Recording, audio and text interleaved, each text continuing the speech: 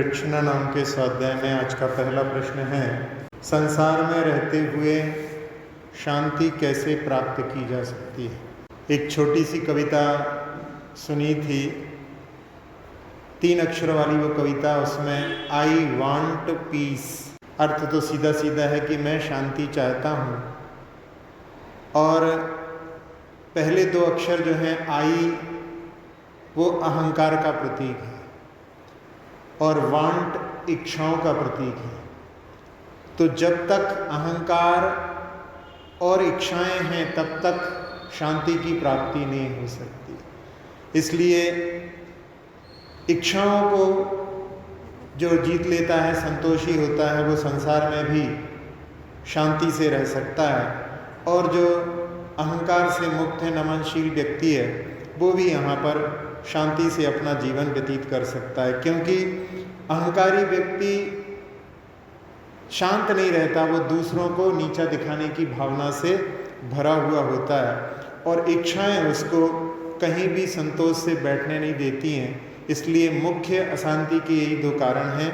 इसलिए शांति प्राप्त करने के लिए अहंकार और इच्छाओं पर जो विजय प्राप्त कर लेता है, वो संसार में शांति से रह सकता है। अगला प्रश्न है कि दोस्त कितने तरह के होते हैं। संसार में मनुष्य सामाजिक प्राणी है, सबके बीच में रहता है, मित्रता भी हो जाती है। लेकिन यदि हम दोस्तों के लिए देखें तो कई प्रकार की दोस्तियां होती हैं। उसमें एक होते हैं सुख के साथी। कहते भी हैं कि सुख के सब साथी हैं और दुख में न कोई। तो अच्छे दिनों के दोस्त होते हैं, जब तक संपन्नता है तब तक उनकी मित्रता बरकरार रहती है। कुछ लोग सुविधा की दोस्ती करते हैं कि पड़ोसी हैं, काम में आ सकते हैं, इसलिए उनसे भी मित्रता बनाई जाए। कुछ उद्देश्य की दोस्ती होती है, कोई पैसे वाले हैं, किसी की नेता से अप्रोच है, तो उनसे भी मित्रता रखते हैं कि कब काम पड़ जाए। और एक होते हैं जो दुश्मनों के दुश्मन होते हैं, वो भी दोस्त हो जाते हैं। जैसे रावण का दुश्मन राम था, और उस समय में विभीषण ने सोचा कि मेरे भाई का, जो कि अब दुश्मन हो चुका, उसका दुश्मन यानी राम अब मेरा मित्र हो सकता है। लेकिन इन सब से ऊपर उठ कर के जो सच्ची मित्रता होती है, वो ऐसी होती है जैसे आँख और हाथ का संबंध होता है। यदि हाथ को चोट लगती है तो आँखों में आंसू आते हैं, और जब आँखों में आंसू आते हैं, आँखें रोती हैं, तो हाथ आंसू पहुँचने के लिए पहुँच जाते हैं। जो एक दूसरे का ध्यान रखते हैं, एक दूसरे के दुख में काम में आते हैं, वो वास्तविक मित्रता होती है। तो इस प्रकार से इन मित्रताओं में वास्तविक मित्रता को प्राप्त करने का लक्ष्य सभी लोगों का होना चाहिए। अगला प्रश्न है कि धर्म किसे कहते हैं। धर्मशास्त्रों में परिभाषा आती है कि इष्टे स्थाने धत्ते इति धर्मः। जो हमें इष्ट है उस स्थान पर रखने में सहायक होता है, वो धर्म कहलाता है। कई प्रकार की परिभाषाओं में 10 लक्षण को भी धर्म कहा जाता है, रत्नत्रय को भी धर्म कहा जाता है, वस्तु के स्वभाव को भी धर्म कहा जाता है।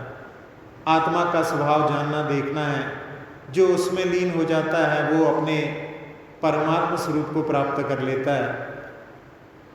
एक बार आचार्य श्री से किसी ने पूछा कि आचार्य श्री, ये सब परिभाषाएं हमें समझ में नहीं आती, आप तो ऐसी परिभाषा बचाओ जिससे कि हम समझ सकें कि धर्म क्या है।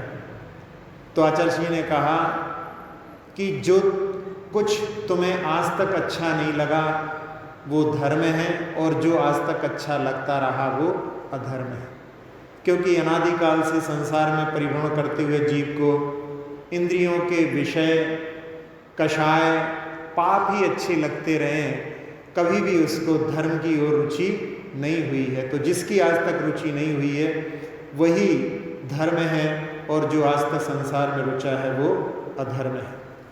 अगला प्रश्न है कि भाषा समिति के क्या अतिचार या दोष होते हैं। भाषा समिति यानी हित मित प्रिय बोलना, ये भाषा समिति कहलाती है।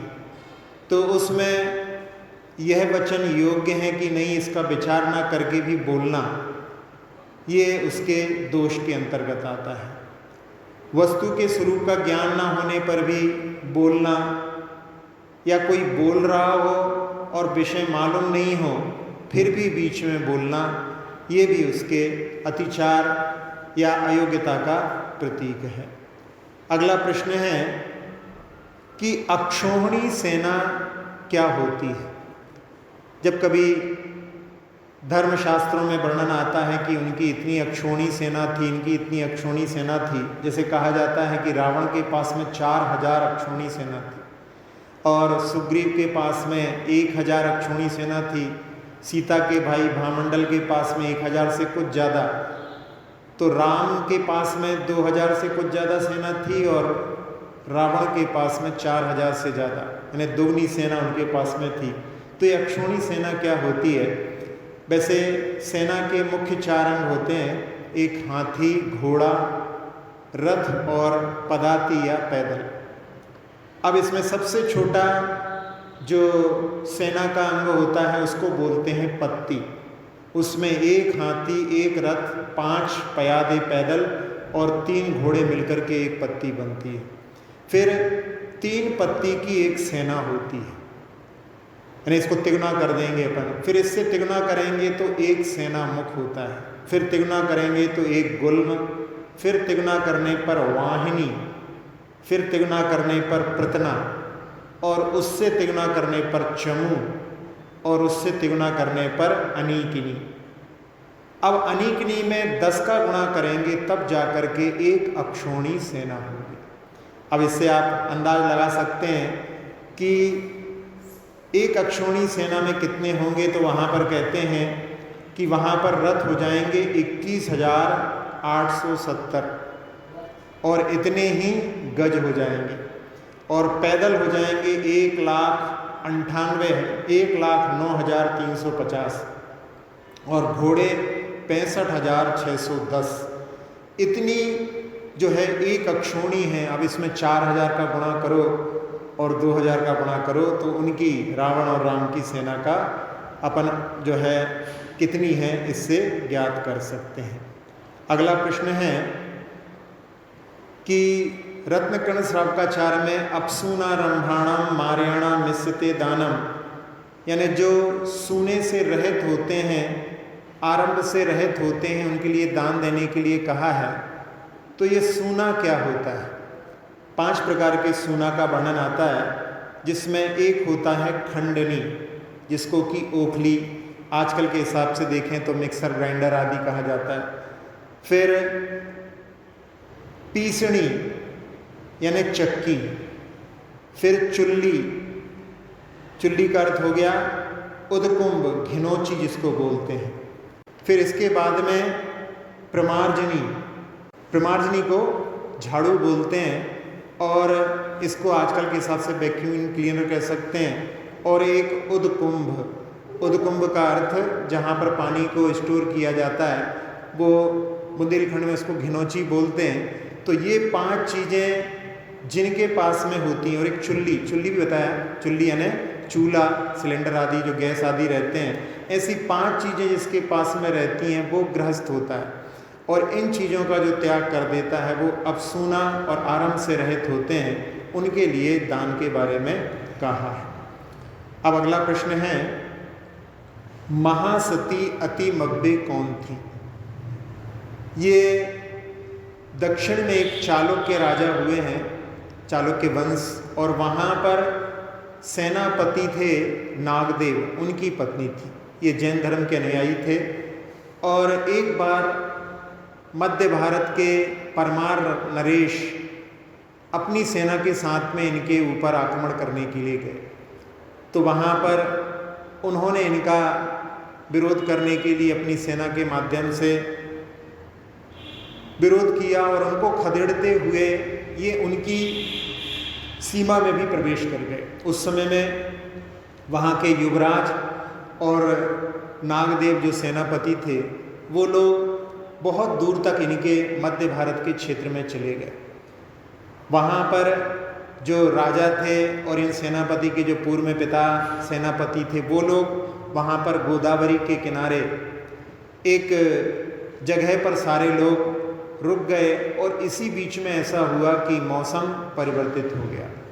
मौसम परिवर्तित होने पर पानी गिरने लगा और बहुत दूर दूर तक पानी था। तो जो गोदावरी नदी थी उसमें बाढ़ आ गई, और ये लोग जब उनकी सेना को खदेड़ करके उनके जगह पर प्रवेश करके और लौटने लगे, तब तक वहाँ के जो परमार जो राजा के लोग थे, सैनिक थे, वो उनका पीछा करने लगे।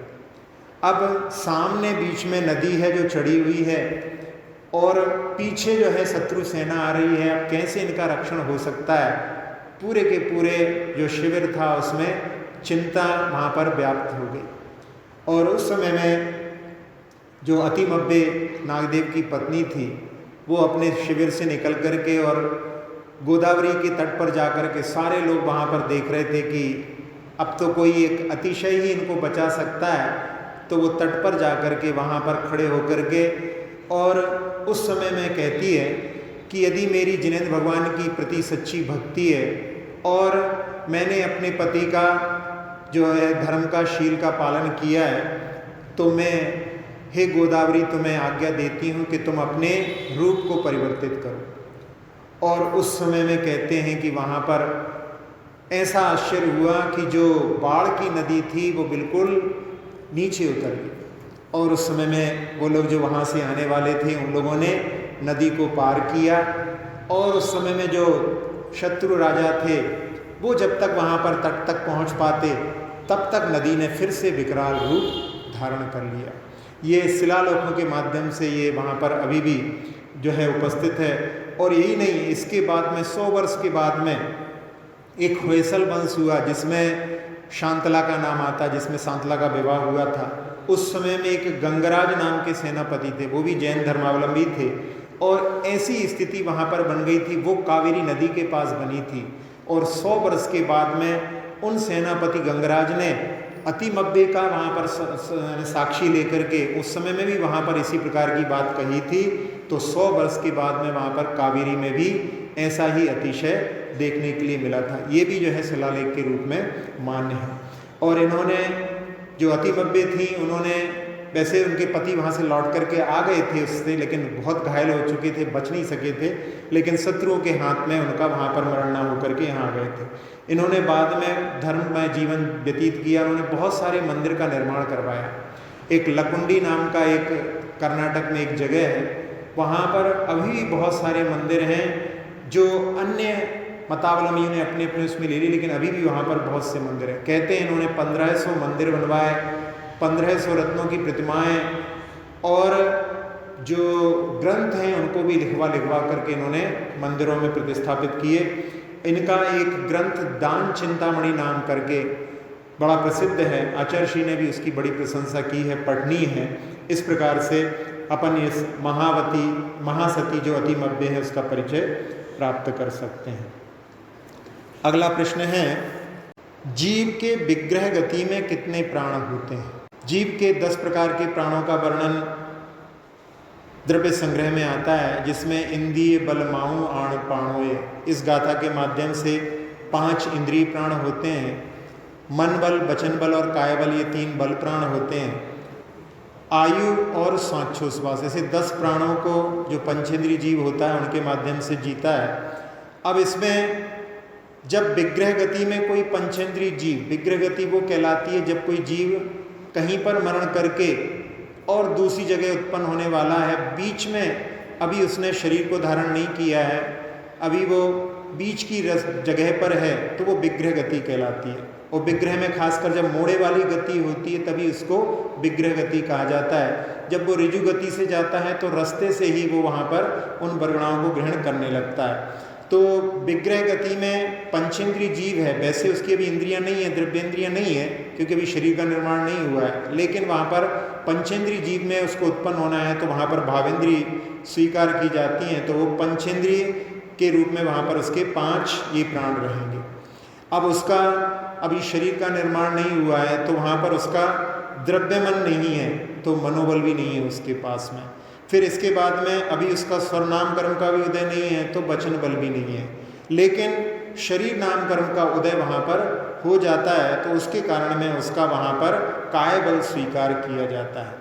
अभी उसके शरीर का निर्माण नहीं हुआ है तो सांचोज्वास भी नहीं है, और आयु उसकी जो है यहीं से प्रारंभ हो जाती है। यहाँ पर जो है शरीर से निकला कि अगले जो आयु बांधी है उसका वहाँ पर 1, 2, 3 समय उसी में जो है स्वीकार किए जाते हैं। इसलिए उसके पास में अपन देखें तो 5 इंद्रिय प्राण, 1 कायबल प्राण और 1 आयु, ऐसे 7 प्राण उसके होते हैं। ये पंचेंद्रिय जीव के, एक इंद्रिय में अपन लगाएंगे तो 1 इंद्रिय है और उसकी जो कायबल है और साथ साथ में आयु, ऐसे 3 प्राण होंगे। इसी प्रकार से अन्य इंद्रिय में भी लगा सकते हैं। अगला प्रश्न है, किस सम्यक्त से कौन कौन से सम्यक्त को प्राप्त किया जा सकता है? 4 प्रकार के सम्यक्त, वैसे तो 3 होते हैं, लेकिन प्रथमोपशम और द्वितीयोपशम की अपेक्षा से देखें तो उपशम सम्यक्त के 2 भेद हो जाते हैं। प्रथमोपशम सम्यक्त के माध्यम से क्षयोपशम सम्यक्त तो प्राप्त किया जा सकता है, लेकिन प्रथमोपशम सम्यक्त वाला सीधा क्षायक या द्वितीयोपशम जो श्रेणी पर चढ़ने के लिए किया जाता है उसको प्राप्त नहीं कर सकता।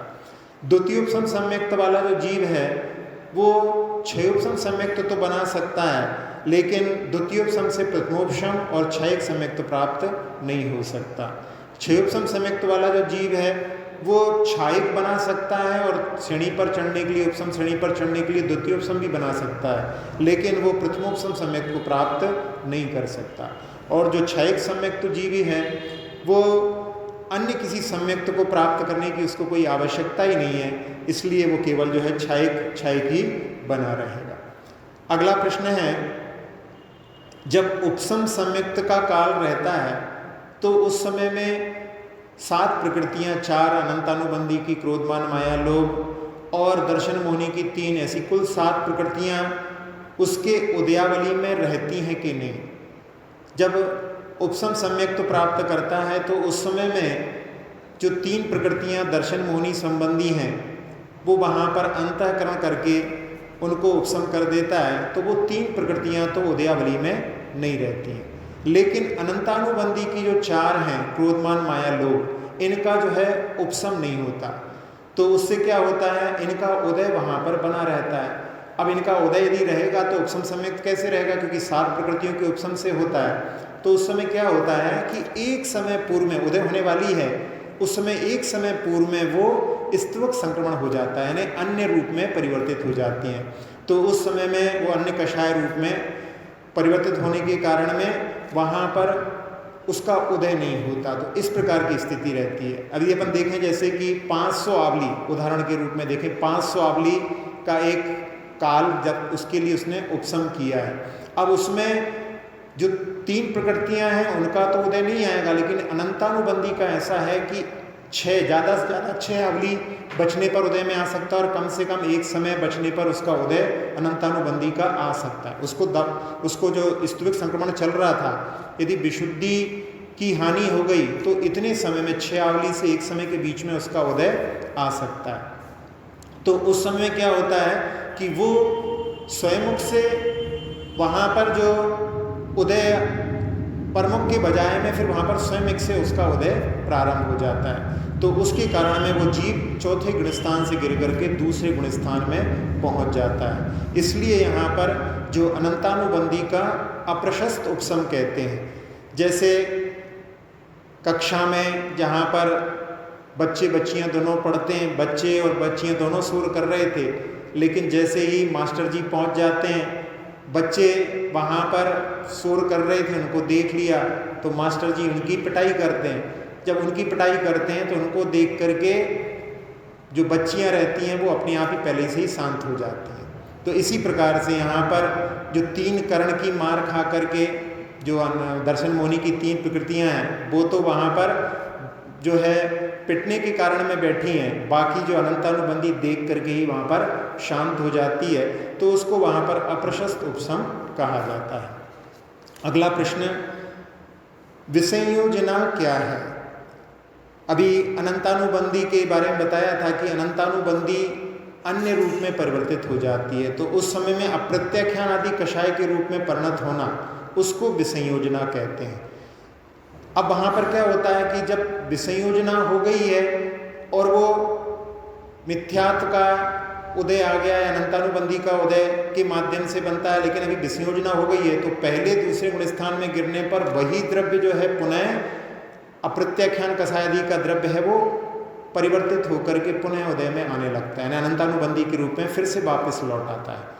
तो इस प्रकार से विसंयोजना में जिस चीज को पलटा था वो वापस लौट करके आ जाता है। इसको अपन एक उदाहरण के माध्यम से समझ सकते हैं कि जैसे किसी का ट्रांसफर हो जाता है, इसकी पूरी घर गृहस्थी जमी हुई थी, अब उसने सोचा कि अब बहुत भारी भारी सामान सिलबट्टा आदि कौन लेकर के जाए, तो किसी पड़ोसी कोई पहचान वालों को दे करके चला गया, और फिर ऐसा हुआ कुछ समय के बाद में पुनः उसका ट्रांसफ़र उसी जगह पर वापस हो गया। अब वो वापस पुनः अपनी जगह पर आता है तो फिर उनसे कह देता है भैया वो जो चीज़ें हमें फिर से लगेंगी तो हमें दे दो। तो इस प्रकार से वो वहाँ पर पलट जाती है, लेकिन फिर बाद में फिर पुनः उसी रूप में उदय में आने लगती है। अगला प्रश्न है, क्या कोई अन्य धर्मी जैन धर्म का पालन कर सकता है? वैसे जैन धर्म के पालन करने में किसी के लिए निषेध नहीं है। अहिंसा में जीवन जीने के लिए यदि कोई प्रण करे तो अहिंसा धर्म का इतना अच्छा वर्णन पूरे संसार में किसी धर्म में नहीं है। और कई लोगों ने जैन धर्म स्वीकार भी किया है, पूर्व में जिनके नाम आते हैं बर्णी जी, गणेश प्रसाद जी बर्णी, इसके साथ साथ में जीवानंद शास्त्री भी एक मेरठ के हुए हैं, एक बाबा भागीरथ भी थे। ये सभी लोगों ने जैन धर्म को स्वीकार किया। आज भी बहुत सारे लोग जैन धर्म को स्वीकार किए हुए हैं। आचार्य के उपदेश से कई लोगों ने जैन धर्म को स्वीकार किया है और अपनी अपनी सीमाओं के साथ में वो जैन धर्म का पालन भी करते हैं। एक चर्मकारिण जिसका पति चर्मकार था और व्यसनों में लिप्त होने के कारण में जितना कमाता था दारू पी करके खर्च कर देता था और आकर के अपनी पत्नी को पीटता था। पत्नी बहुत त्रस्त हो चुकी थी और एक बार उसने सोचा आज मैं अपने जीवन को समाप्त कर लूँगी, और वो घर से निकली।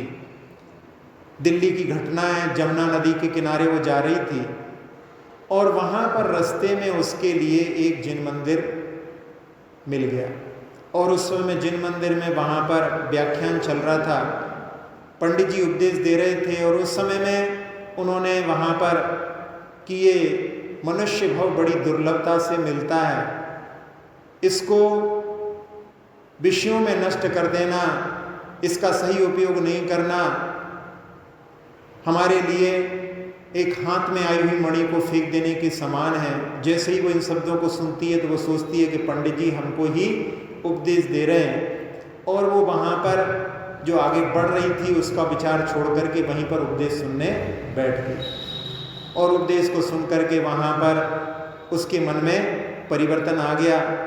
अब वो रोज जो है मंदिर में वहाँ पर जा कर के प्रवचन सुनने लगी।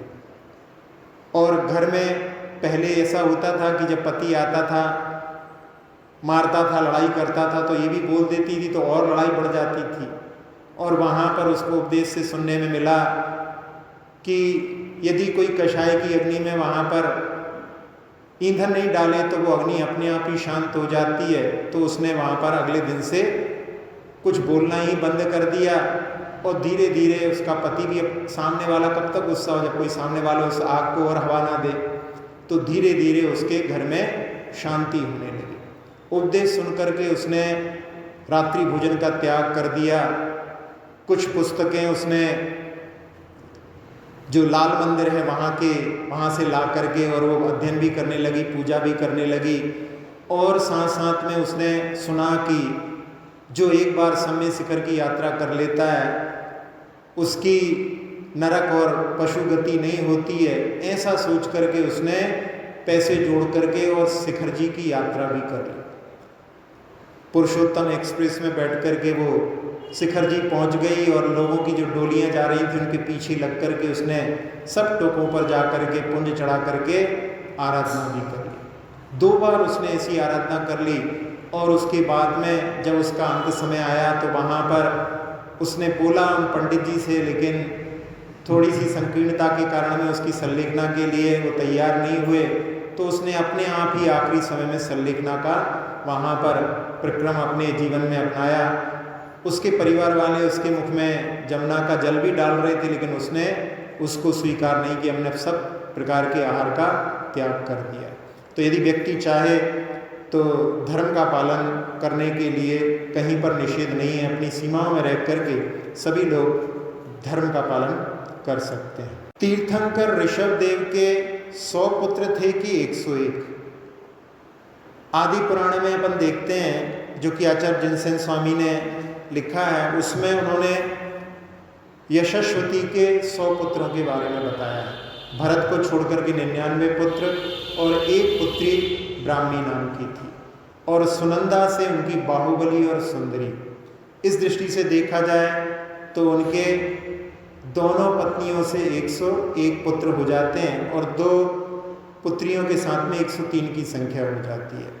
लेकिन पद्म पुराण, हरिवंश पुराण में देखें तो वहाँ पर कुल पुत्रों की संख्या वहाँ पर 100 लिखी है।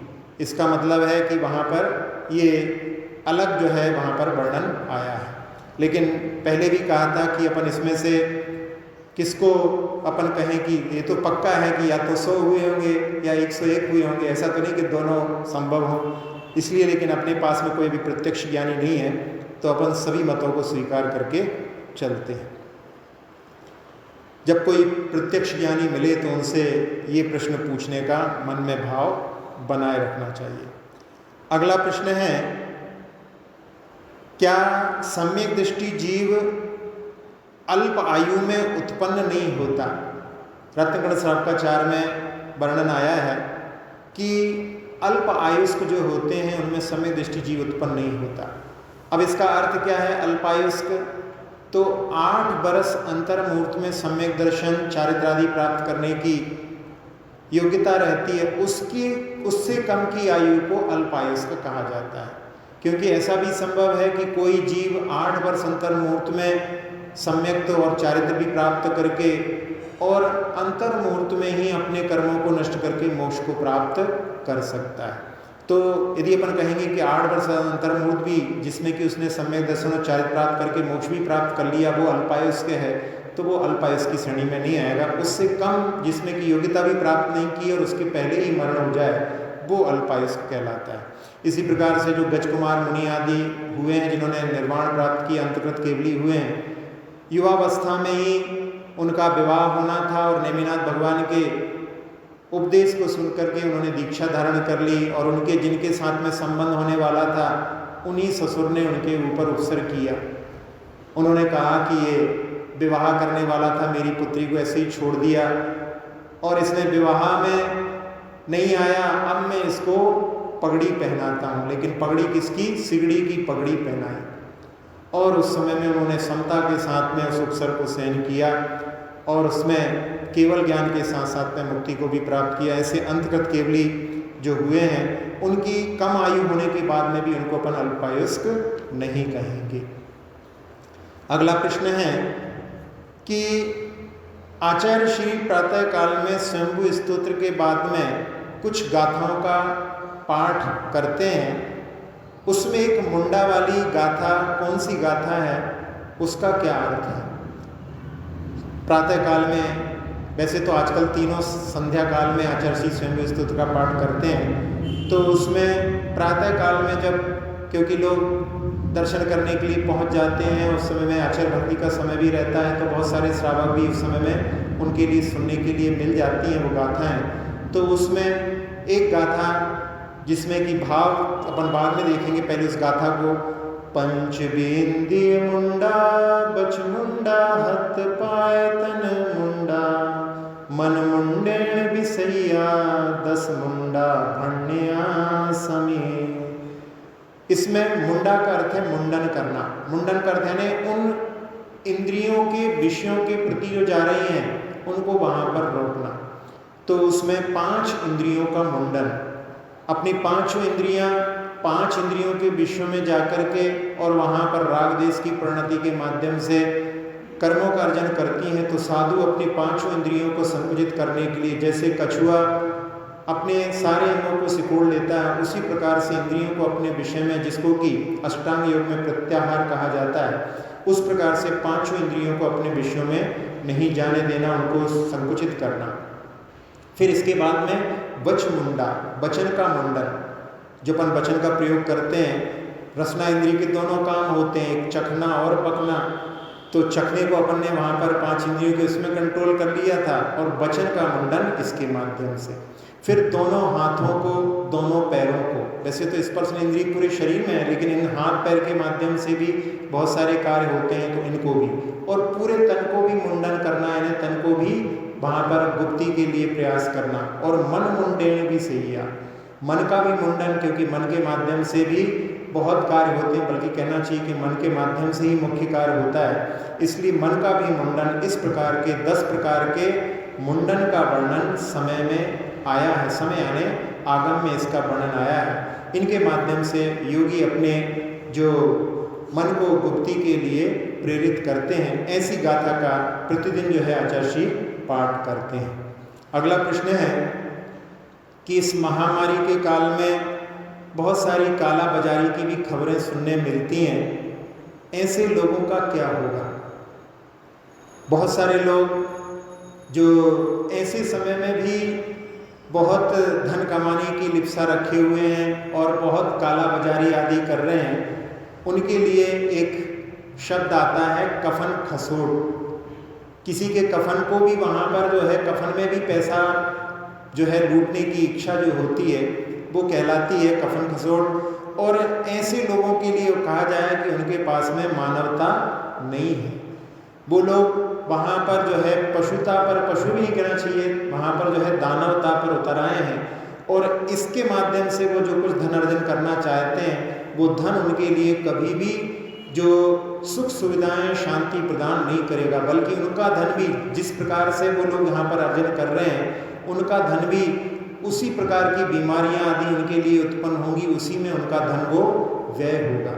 ऐसे लोग जो कर रहे हैं, पहले एक घटना हुई थी कि एक व्यक्ति जो सांप की नकली दवाई बेचता था, सांप काटने की, और उसकी दवाई इतनी चलती थी कि जो सही सांप की दवाई जो बेचने वाला था, उसकी जो है फैक्ट्री फेल हो गई, क्योंकि वो नकली बिकने लगी थी।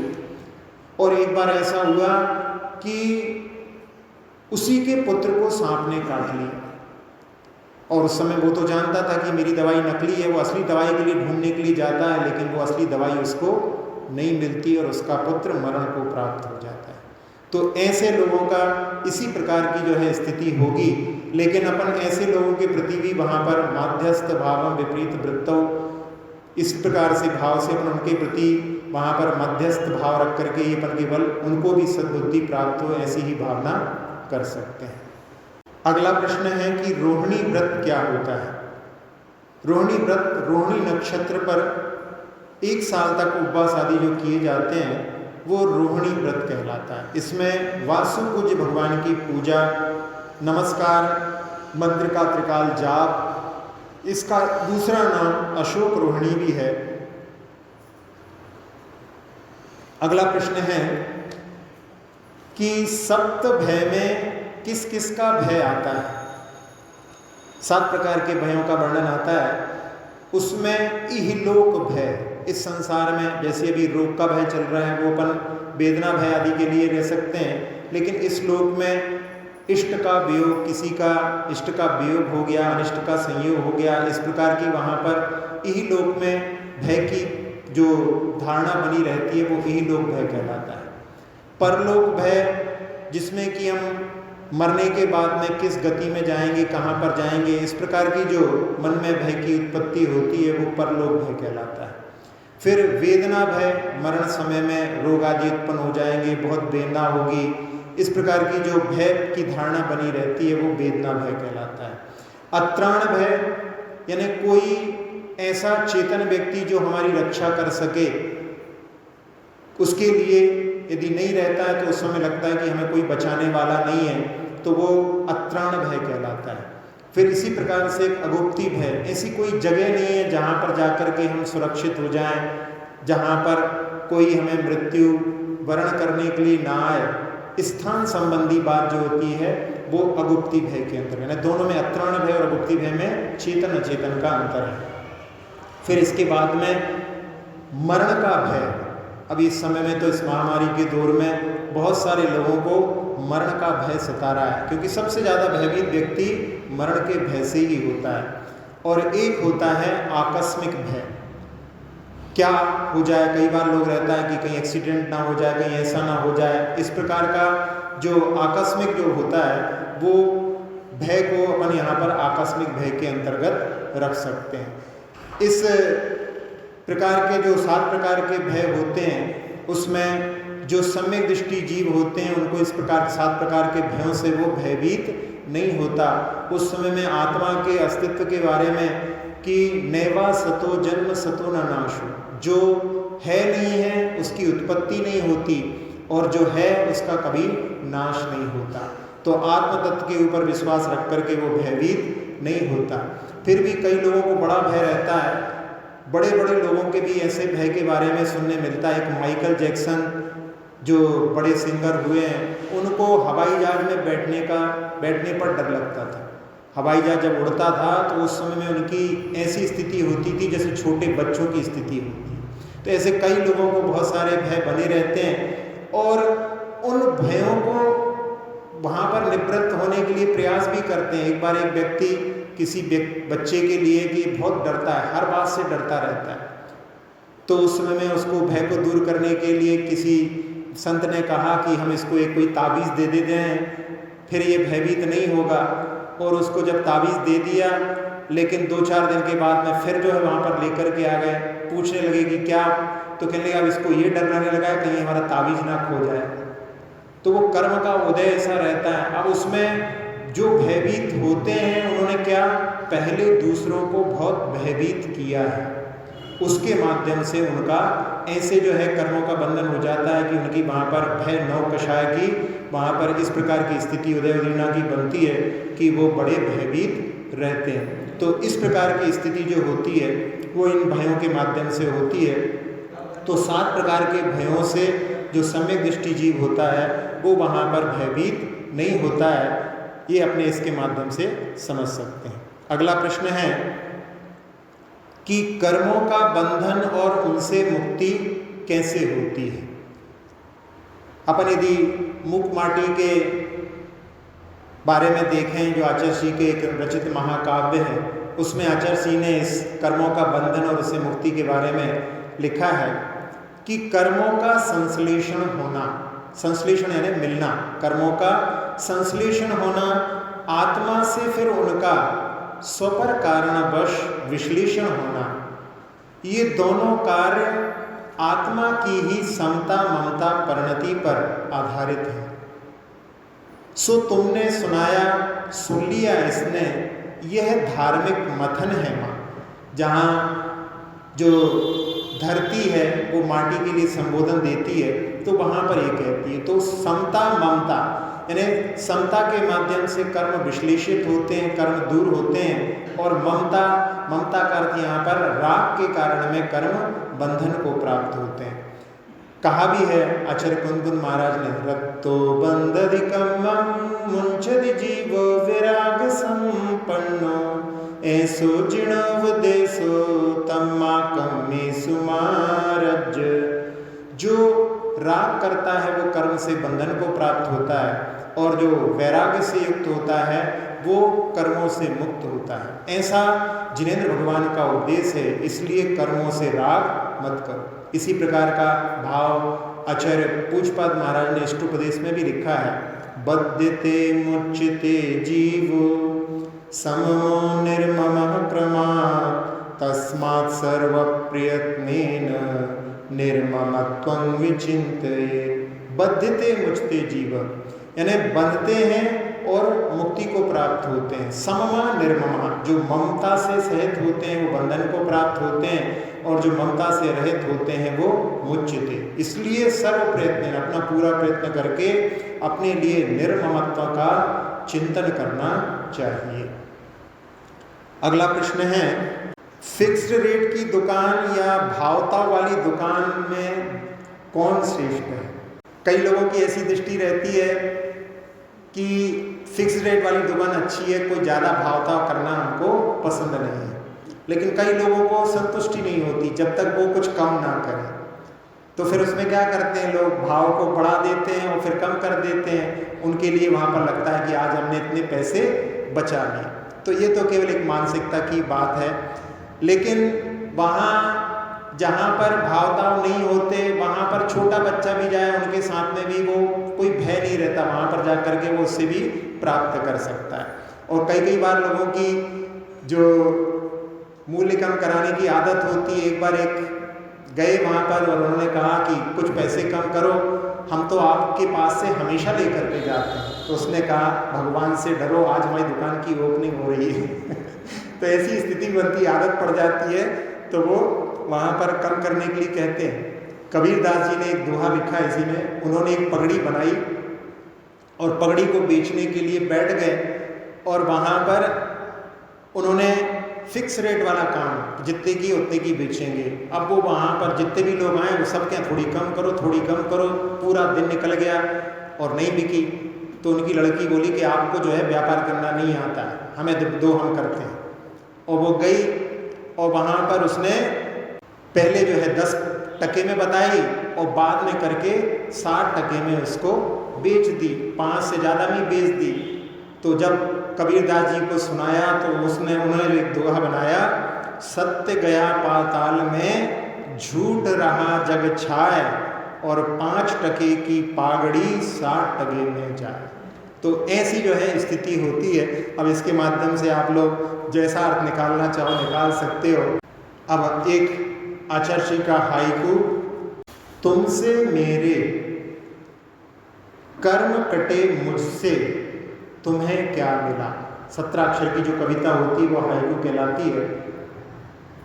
यहाँ पर उन योगियों की बात चल रही है जिनके ऊपर उपसर्ग होता है और उस समय में वो अपने मन को कैसे समझाते हैं। तुमसे मेरे कर्म कटे, जिसने उपसर्ग किया उनके माध्यम से उनकी निर्जरा हो गई। तो तुमसे मेरे कर्म कटे मुझसे तुम्हें क्या मिला। जो उपसर्ग करने वाला रहता है वो कर्मों के बंधन से जकड़ जाता है, उसको कुछ लाभ नहीं मिलता बल्कि संसार का ही वो वर्धन कर लेता है। इसलिए यहाँ पर योगी जब ध्यान करते हैं तो उस समय सोचते हैं कि तुम्हारे उपसर्ग के माध्यम से हमारे कर्मों की निर्जरा हो गई। इसमें एक जो पाठ पढ़ते हैं आप लोग, बड़ा समाधि मरण, उसमें एक अभय घोष मुनि का वर्णन आता है। उनकी घटना के बारे में आप लोगों ने बड़े समाधि मरण में पढ़ा भी होगा। अभय घोष मुनि का कंदीपुर, महावेदना पाई, शत्रु चंड ने सब तन छेदो, दुख दीनो अधिकाई।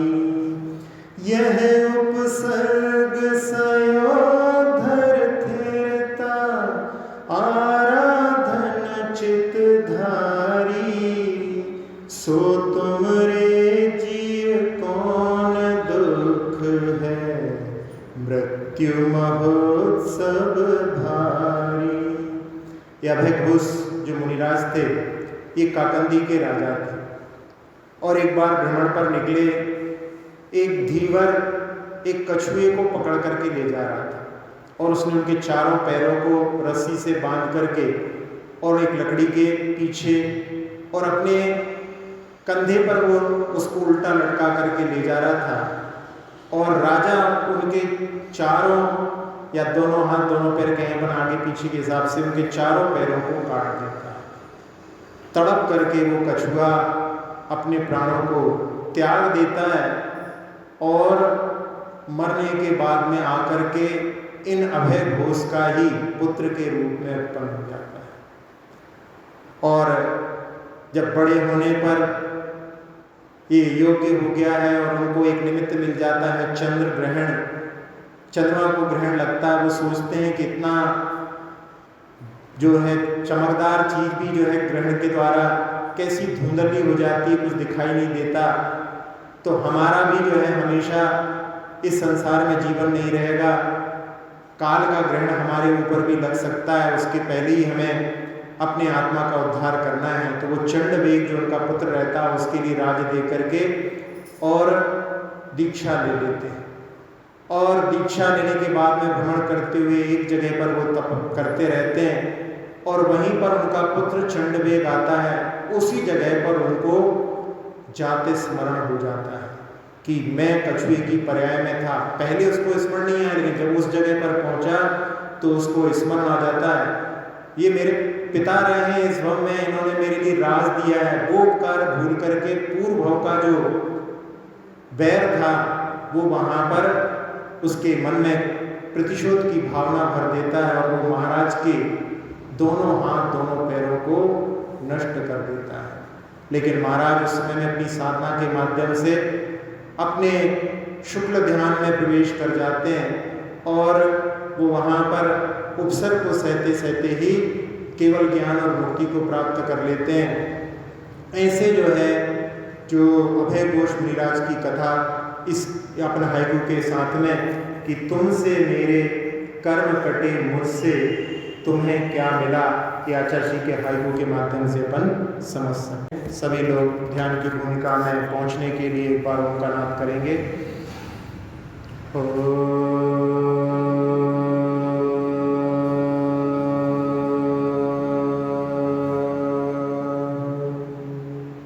प्रणव मंत्र के माध्यम से मन पूरी तरह से शांत हो चुका है। अपने मन रूपी पंछी को उड़ान देते हुए पहुंचते हैं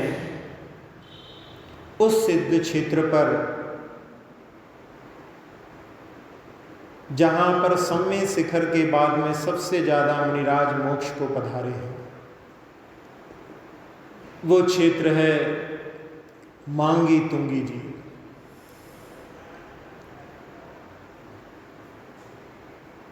जहां पर राम हणु सुग्रीव सुडील गवय गवाख्य महानील कोड़ी 99 मुक्ति पयान तुंगी गिरी ध्यान करके, तुंगी गिरी पर ध्यान करके इन्होंने मुक्ति को प्राप्त किया।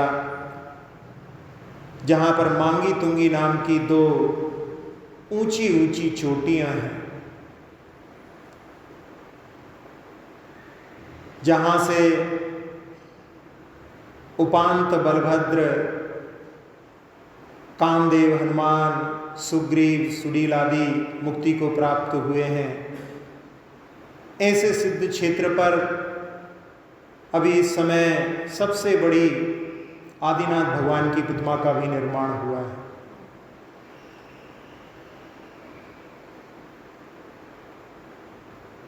बड़ा ही मनोरम तीर्थ क्षेत्र, जहां नीचे मुनि सुब्रतनाथ भगवान की खड़गासन प्रतिमा भी है। ऐसे मांगी तुंगी क्षेत्र की ऊर्जा को आवाहन करने के लिए एक बार ओम का नाद करेंगे।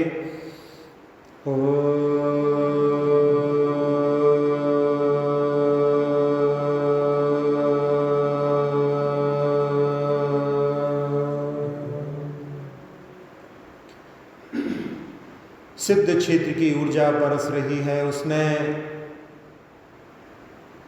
मस्तिष्क को, नेत्रों को, नासिका को, मुख को, कर्ण को, कंठ को, फेफड़ों को, छोटी आंत, बड़ी आंत, किडनी, लीवर आदि सभी अंतरंग अवयव, हृदय को, रीढ़ की हड्डी, पीठ, कमर, कंधे, हाथ, जंघाएं, घुटने, पिंडलियां, टखने, एड़ियां, तलवे, अंगूठे से सभी उंगलियों को अपने आगोश में लेकर के पूरे शरीर को, पूरे शरीर की त्वचा को, एक एक प्रदेश को निर्विकार, निरामय, निरोगी बना दिया है। जैसा लाभ मांगी तुंगी सिद्ध क्षेत्र की ऊर्जा का हमने प्राप्त किया, सारे संसार को मिले, ऐसी भावना से पूरे लोक में उस ऊर्जा को फैलते हुए देखें। सुखी रहें सब जीव जगत के, कोई कभी ना घबरावे। सुखी रहें सब जीव जगत के, कोई कभी ना घबरावे। सुखी रहें सब जीव जगत के, कोई कभी ना घबरावे। पूरे संसार में शांति का वातावरण, सारे संसार के प्राणी अपने अपने दुखों से, शोकों से, रोगों से मुक्त हो रहे हैं। मांगी तुंगी सिद्ध क्षेत्र को निहारते हुए विराम। अक्षर पद मात्रा से दूषित वचन अगर मनहीन रहे, और प्रमाद कषाय के वश में सम्यक अर्थ विलीन किए। जिन वाणी माता मेरी उन सब त्रुटियों को क्षमा करें, दें आशीष शीघ्र हम सबको केवल लब्धि रमा मिले। प्राप्त हमें हो बोधि समाधि परिणामों की शुद्धि हो, निज आत्म उपलब्ध हमें हो, शाश्वत सुख की सिद्धि हो। चिंतित वस्तु दात्री माता चिंतामणि उपमा भाती, करूं वंदना पूर्ण विनय से रखूं मैं ये पाती। कर जिन वाणी स्तुति तन की ममता टार, महामंत्र का जाप अब सभी जपें